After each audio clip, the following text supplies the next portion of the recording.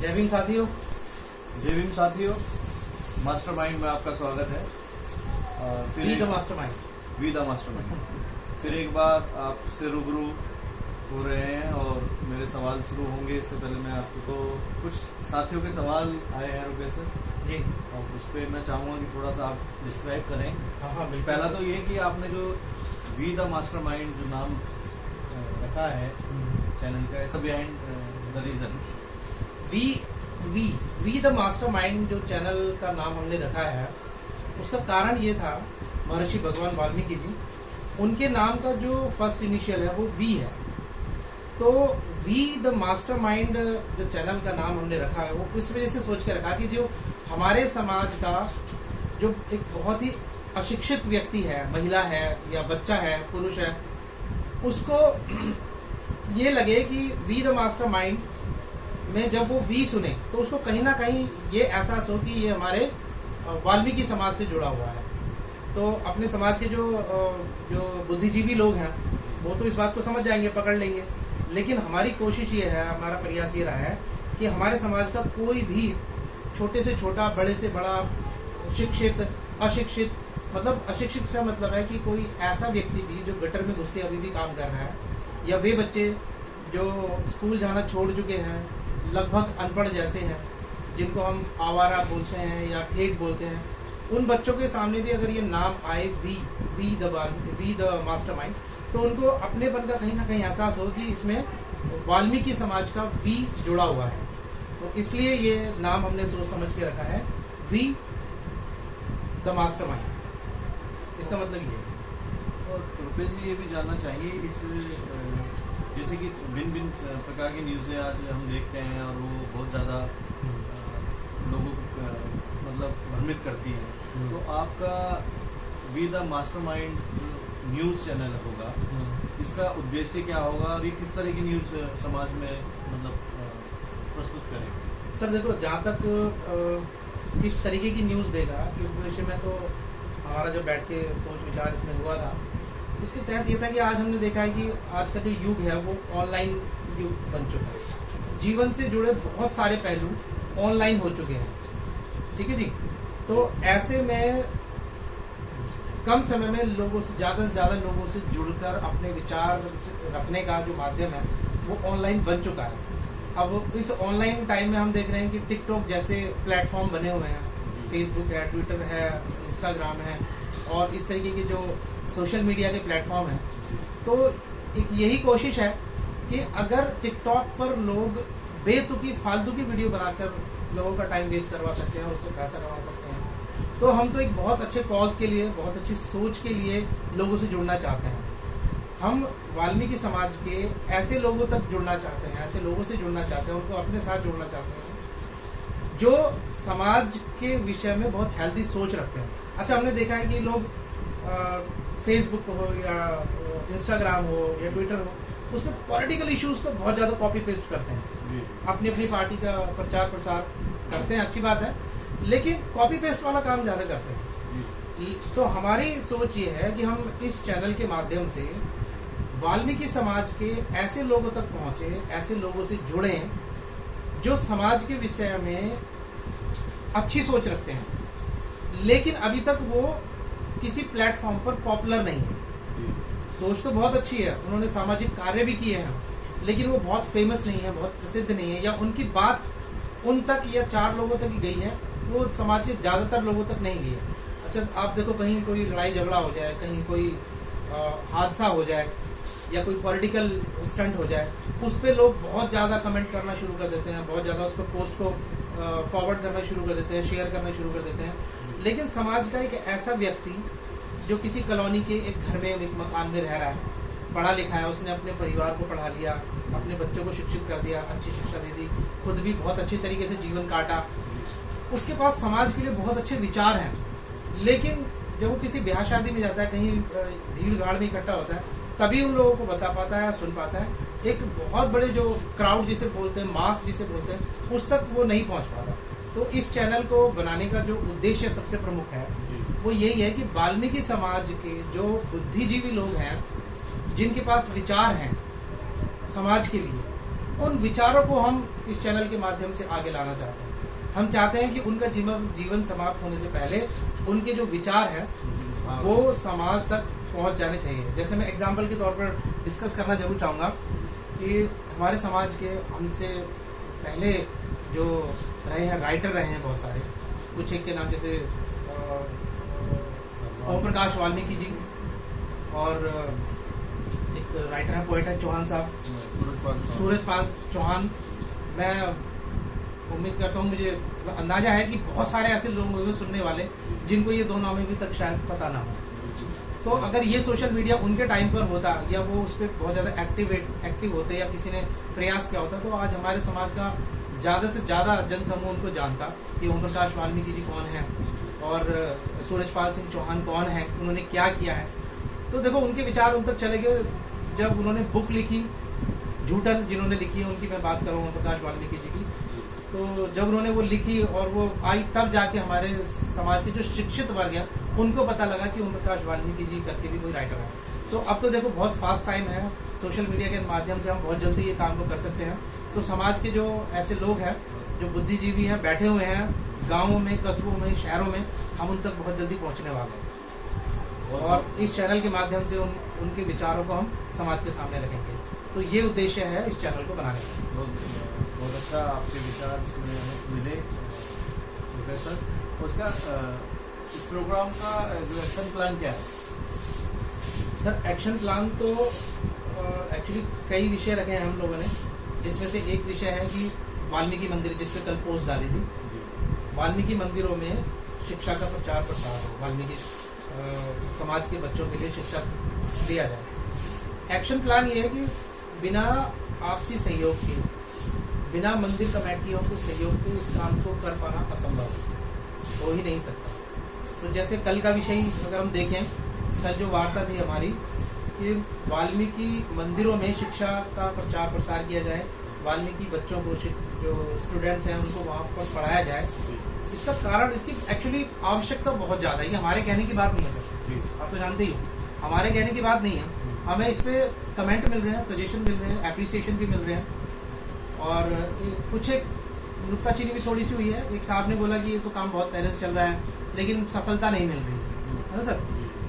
Sir सफलता मिलेगी भी नहीं, क्योंकि जिस तरीके से आप लोगों ने या उन लोगों ने पहले किया होगा वो बिल्कुल 100% फेल होगा, इसकी गारंटी है। क्योंकि एक बार नहीं, कई बार ऐसा हो चुका है कि वाल्मीकि मंदिरों में, हमसे पहले भी लोगों ने प्रयास किया है वाल्मीकि मंदिरों में बच्चों को पढ़ाने का, लेकिन वो सब क्या है, फ्री में नहीं सर।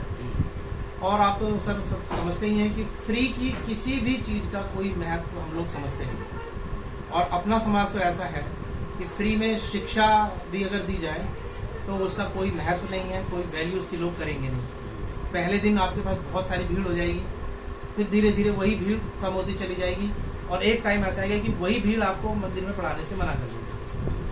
तो सर इस काम को जब तक हम प्रोफेशनल नहीं करेंगे, मंदिरों में शिक्षा देने का काम जब तक हम प्रोफेशनल तरीके से नहीं करेंगे, professionally as a coaching centre, as a tuition centre, जब तक हम नहीं करेंगे तब तक इसमें सफलता की कोई गारंटी नहीं है।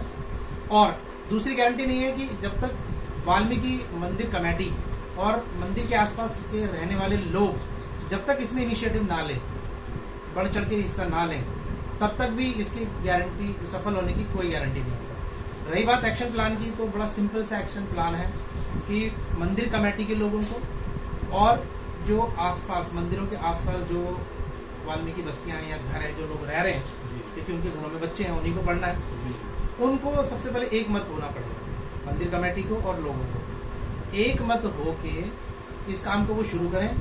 मंदिर में पूजा पाठ जो जिस टाइम होती है उसके बाद का जो टाइम बचता है, उससे पहले का और बाद का जो टाइम बचता है, वहाँ पर बच्चों के बैठने की व्यवस्था की जाए। टेम्परेरी आप बेस पे उसको कर सकते हो, इस तरीके से करते हैं कि आप बच्चे ढंग से साफ सफाई करके बैठ जाए अच्छे से, में थोड़ा कुछ चबूतरा टाइप बनवा दें या कुर्सी टेबल डाल दें, जो भी आप वहाँ पर कर सकें, वहाँ पर वो टेम्परेरी या परमानेंट जैसे भी आप करें वहाँ पर वो करवा दें।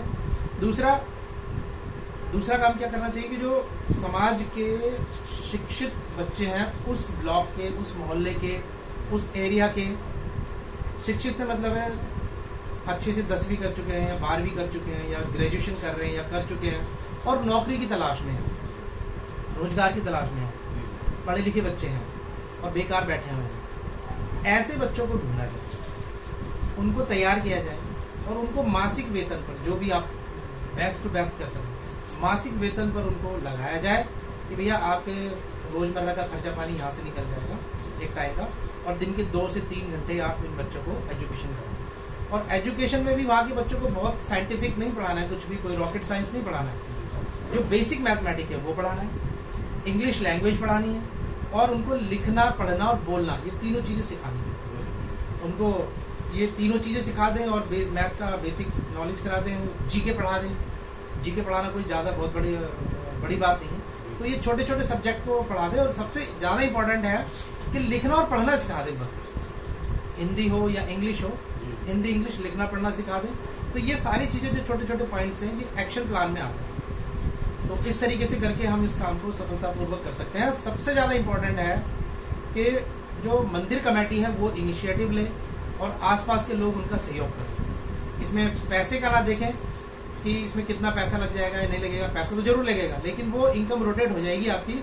जो बच्चे पढ़ने आएंगे उनसे जो भी मामूली फीस ले सकते हैं, 100 रुपये, 150 रुपये, 200 रुपये, गैदरिंग जितनी ज़्यादा होगी उतनी ज़्यादा वहाँ पर मंदिर के लिए, कमेटी के लिए पैसा आएगा। और जो बच्चे पढ़ाएंगे उनको दिया जाए, पढ़ाने का उनका वेतन भत्ता जो भी आप दे सकें वो दिया जाए, तो मंदिर को भी कुछ आर्थिक लाभ होगा, मंदिर कमेटी को, और जो बच्चा पढ़ाएगा उसको भी लाभ होगा, और जो बच्चा पढ़ेगा डेफिनेटली उसका तो लाभ ही होगा। और पेरेंट्स का भी इसमें सबसे बड़ा फायदा है कि बच्चा पास के पास नज़दीक रहेगा, पास के मंदिर में, कहीं दूर नहीं जाना पड़ेगा उसको, और उसका बच्चा जो अभी खाली बैठा हुआ है, बेकार घूम रहा है, उसको पढ़ने के लिए जगह मिले। बहुत बढ़िया सर। इसमें एक चीज़ और मैं पूछना चाहूँगा, क्योंकि सवाल फेसबुक पे हमें पढ़ने को मिले थे कि ये भी एक सच्चाई है कि सकारात्मक और नकारात्मक व्यू दोनों पहलू होते हैं, दोनों पहलू हैं, और उससे वो एनवायरनमेंट में होते हैं जी। कुछ आवाज़ ऐसी होती है जो बहुत पॉजिटिवली हमें मिलती है जी, वो साथ भी लगेंगे हमारे जी, जो उम्मीद है। इससे समाज को, पेरेंट्स को और बच्चों को क्या लाभ होगा इस तरह की एक्टिविटी करने से? सर देखो, बहुत अच्छा सवाल आपने पूछा है। बच्चों को क्या लाभ होगा? भाई देखो, जो पढ़ने वाला बच्चा है, जो नहीं पढ़ने वाला वो वहाँ भी नहीं पढ़ेगा, सीधी सी बात है।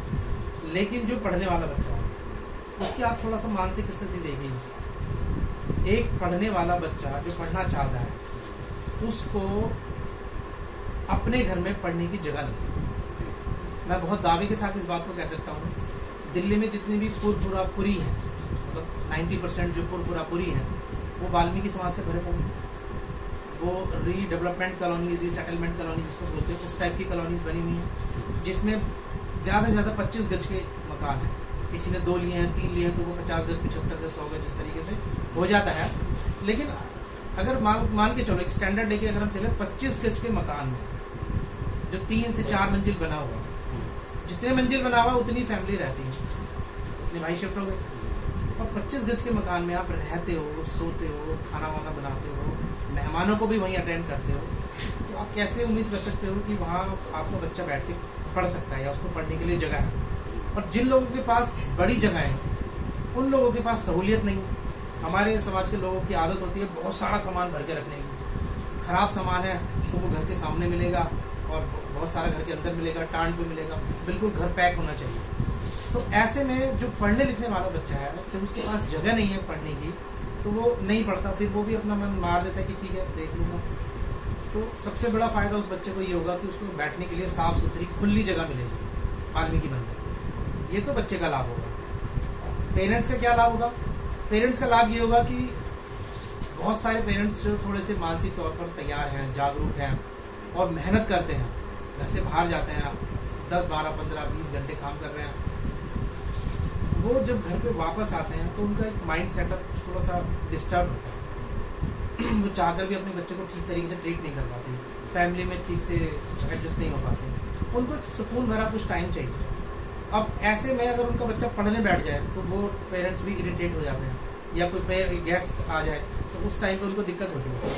तो बच्चा, हम चाहते हैं कि हमारा बच्चा सही जगह बैठे, सही जगह उठे। तो ऐसे पेरेंट्स के लिए बहुत अच्छी बात यह है कि उसको पता है कि मेरा बच्चा अगर घर से बाहर कहीं पढ़ने गया है तो वो किसी छोटे मकान में बैठ के नहीं पढ़ रहा है, वो एक साफ सुथरी खुली जगह जो समाज के बीच में है वहाँ पर बैठ के पढ़े। मंदिर जैसी पवित्र जगह में बैठकर पढ़ रहा है, तो उस पेरेंट्स का मानसिक संतुलन बना रहेगा, उसको शांति रहेगी और घर में दो वक्त का सुकून उसको मिल जाएगा, 2 वक्त की रोटी के साथ साथ। तो ये पेरेंट्स का लाभ होगा। और समाज का क्या लाभ होगा? सब समाज का तो बहुत ही बड़ा लाभ होगा। देखिए, समाज का बच्चा पढ़ेगा तो समाज का लाभ है। समाज का एक परिवार संभल जाएगा, अच्छा उन्नति कर जाएगा तो समाज का लाभ है। और हमारी शिक्षा का एक बहुत अच्छा केंद्र बनाकर हम वाल्मीकि समाज की और वाल्मीकि मंदिरों की बहुत अच्छी छाप छोड़ सकते हैं अन्य समाज के ऊपर। और सर, आपके पास तो बहुत उदाहरण इस बात की कि जो गुरुद्वारे का आपने बताया और उसका बौद्ध मठों का आपने बताया, तो एक बार बताएं जरा प्लीज। हाँ बिल्कुल रुपेश सर, बिल्कुल आपने बहुत अच्छा उदाहरण दिया, क्योंकि आपके पास बैठ के बहुत कुछ हमें भी पता लगता है कि आप शोध करते रहते हैं। समाज का बच्चा अगर उन्नति करता है तो सच में समाज का भी नाम होता है और उन जगहों का भी सही सदुपयोग होना चाहिए। हाँ, तो ये मैं अभी बता रहा था इस आपको अभी कि जो बौद्ध विहार है और गुरुद्वारे हैं, वहाँ पे शिक्षा से जुड़े काउंसलिंग, बच्चों को प्रोत्साहन देने के इस तरह की एक्टिविटी हम देखते हैं। तो बस उसी पीड़ा को लेके, उस प्रोत्साहन को लेके बस एक कोशिश शुरू की है हमने ये विदा मास्टरमाइंड चैनल से। और बिल्कुल जो सवाल साथी लोगों के आए उस पर बहुत अच्छे से रुपेश सर ने डिस्क्राइब किया है और आगे भी हम इसी तरह से जुड़े रहेंगे सभी नए नए विचारों के साथ। और इस मुहिम को एक फेसबुक या व्हाट्सएप के उस पर निर्भर नहीं रहना है हमारे को, हमें आपसे रूबरू भी होना है। तो जो भी साथी जुड़ रहे हैं, जैसे एक साथी हमारे परिवार से ही उन्होंने अपना एड्रेस भी हमें दिया था और उनके साथ हम जरूर जल्दी से बहुत जल्दी उनके साथ मुलाकात करने जा रहे हैं और कोशिश करेंगे कि उनकी जो समस्या है उस पे, हाँ, वो समस्या हमारी भी है, हम सबकी है, उस पे समाधान हो। तो साथियों, आप सामाजिक समस्या है, अपना प्यार और अपने विचार साझा करते रहें। इसी के साथ साथ अभी हम जैसे कुछ और बातें हैं कि हम सभी से निवेदन ये करना चाहते हैं कि इसको सिर्फ एक नॉर्मल पोस्ट या एक वीडियो मानकर ना छोड़ दें और एक सिंपल एक लाइक करके ना छोड़ें। आप लाइक विचार, इसमें अपने विचार जरूर रखें और इसको फैलाएं ज़्यादा से ज़्यादा, ठीक है? क्योंकि देखिए, ये सिर्फ दिल्ली का या दिल्ली के किसी एक इलाके का की बात नहीं है, ये संपूर्ण भारत की हम बात कर रहे हैं। जो हमारा वाल्मीकि समाज है, एग्जाम्पल की बात करें तो वाल्मीकि मंदिर, भगवान वाल्मीकि जो शिक्षा के नाम पर अपने आप में एक उदाहरण है, जिन्होंने भगवान राम के बच्चों को पढ़ाया, उन्हीं के प्रांगण में उन्हीं के समाज का बच्चा, जैसे कि अगर माने तो उन्हीं के समाज का बच्चा पढ़ नहीं रहा है। और अगर पढ़े भी, ऋषि वाल्मीकि के प्रांगण में अगर बच्चा पढ़े तो प्रॉब्लम क्या है? होनी नहीं चाहिए। तो कहीं विरोध है और कहीं जानकारी नहीं है। तो ज्यादा से ज्यादा अगर हम इस बात को फैलाएंगे तो जिनको जानकारी नहीं है, जो अभी तक सोचा नहीं जिन्होंने, हो सकता है वो इस विषय पर सोचना शुरू कर दें। और इस तरह से कहते हैं ना, विचारों की क्रांति जब आती है तो एक डेवलपमेंट दिखता है और इस डेवलपमेंट को हम चाहते हैं कि ये परिवर्तन आए जी, इसका सही उपयोग हो इन फेसबुक और व्हाट्सएप का। इसलिए इस मुहिम के लिए हम आपसे भी अपील करते हैं कि आप इसमें जुड़ें। और रुपेश सर का भी मैं बहुत बहुत धन्यवाद करता हूँ कि इतने अच्छे से इन्होंने हर एक पॉइंट ऑफ व्यू को बहुत अच्छे से डिस्क्राइब किया। और इंतजार रहेगा साथियों आपके नए विचारों का। सर, जाने से पहले एक बात और बोल देनी चाहिए हम दोनों को कि अगर कोई इसमें अपने वाल्मीकि मंदिर में स्टार्ट करना चाहता है इस प्रोग्राम को, तो सबसे पहले तो हम उसको ये रिक्वेस्ट करेंगे कि भाई फ्री में मत करना, please don't do social service, सामाजिक सेवा मत करना, सिर्फ सामाजिक सेवा मत करना। इसको आप प्रोफेशनली करने की कोशिश करना, जैसे कि पहले भी कहा गया है, अदरवाइज फेल हो जाओगे। प्रोफेशनल करने का मतलब अब ये नहीं है कि आप बिल्कुल ही एक बहुत हाई फाई लेवल पे इसको बोल दें कि जी नहीं, हजारों की फीस आप इसमें रखें। नहीं, अपने क्षेत्र के हिसाब से, अपने एरिया के हिसाब से जो भी नॉमिनल चार्जेस आपको लगते हैं वो आप चार्ज लगाकर इसको स्टार्ट करें और संगठित होकर करें। और फिर भी अगर आपको समझ में ना आए कि कैसे करना है, क्या क्या रूपरेखा होनी चाहिए, क्या क्या स्टेप्स होने चाहिए, कैसे करना चाहिए, तो हम पूरे भारत के अपने वाल्मीकि समाज के लोगों को, मंदिर कमेटियों को अपना सहयोग देने के लिए तैयार है। आप हमें बताएं आपको क्या इसमें गाइडलाइन चाहिए, क्या सुझाव चाहिए, हम आपको बेस्ट टू बेस्ट बताने की कोशिश करवाएंगे और करवा के रहेंगे। जी सर। तो बहुत बहुत धन्यवाद। अरे सर धन्यवाद आपका भी। जय सर ने बहुत अच्छे से बताया, अपील की है और इस अपील को हम जन जन तक ले जाएंगे। और साथियों आपके प्यार के लिए धन्यवाद। आप और सर इसे शेयर जरूर करें प्लीज। हाँ, शेयर करें और अपने विचार दें और एक दूसरे से जुड़े रहें। जय भीम, जय वाल्मीकि। जय वाल्मीकि।